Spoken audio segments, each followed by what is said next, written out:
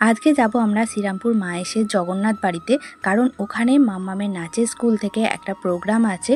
মানে ওই জগন্নাথ বাড়ি থেকে মায়েশের মাসির বাড়ি অবধি একটা পদযাত্রা হবে। তো সেইখানে মাম্মামের নাচের স্কুল যাবে, আরও অন্যান্য নাচের স্কুল থেকে যাবে। তো শ্রীরামপুরে থাকা সত্ত্বেও আমি এই জিনিসগুলো কোনো দিনও এক্সপিরিয়েন্স করিনি যে এত সুন্দর জিনিস এখানে হয়। আর কারণ আমরা সবসময় রথ দেখতেই যেতাম, রথ টান দেখতে যেতাম, কিন্তু এই জিনিসগুলো এক্সপিরিয়েন্স করিনি। তো দেখো, এখন বৃষ্টি চলে এসেছে বলে একটু দেরি হয়ে গেছিলো পদযাত্রা শুরু করতে। তো তারপর বৃষ্টি থামার পরে রাস্তায় একবারে জল কাদায় ভরে গেছিলো, কিন্তু তার মধ্যেও এদের পদযাত্রা হয়েছে। আর মাম্মামকে এখানে দেখো কত সুন্দর লাগছে, হাঁটু চামড় ধরিয়ে দিয়েছে, সেইটা নিয়েই মাম্মাম হেঁটেছিল। আর এখানে মাম্মামদের নাচের স্কুল ছাড়াও আরও অনেক নাচের স্কুলের সব ছেলেমেয়েরা এসেছিলো। আর এই জিনিসটা দেখে খুব ভালো লাগছে, জানতে পেরে ভালো লাগছে যে এত সুন্দর এখানে পদযাত্রা হয়। আর এই দিনটা ছিল উল্টো রথের আগের দিন।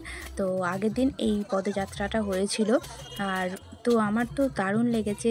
আর মায়ের জগন্নাথ বাড়ি থেকে কিন্তু মাসির বাড়িটার দূরত্ব অনেকটাই, তার মধ্যে আবার থেমে থেমে ওরা যাচ্ছিল, তাই জন্য একটু দূরত্বটা বেশিই লাগছিল। মাম্মাম তো হাঁটতে হাঁটতে হাঁপিয়ে যাচ্ছিলো বলে ওকে আর একটু কোলে নিচ্ছিলাম, একবার হাঁটছিলাম, এই করছিলাম। মাসির বাড়ি অবধি হেঁটে যাওয়ার পর তারপর ওখান থেকে ওরা বলেছিল ভোগ প্রসাদ খাওয়াবে, কিন্তু আমরা খাইনি, কারণ অনেকটা লেট হয়ে গেছিলো, অনেকটা রাতও হয়ে গেছিলো। তো তাই জন্য আমরা ওখান থেকে বাড়ি চলে এসেছিলাম। যদি তোমাদের এই ভিডিওটা একটুও ভালো লাগে, প্লিজ আমার চ্যানেলটাকে সাবস্ক্রাইব করো আর কমেন্ট করে জানিও কেমন লাগলো। দেখা হবে নেক্সট ভিডিওতে, ততক্ষণের জন্য ভালো থেকো সবাই, টাটা।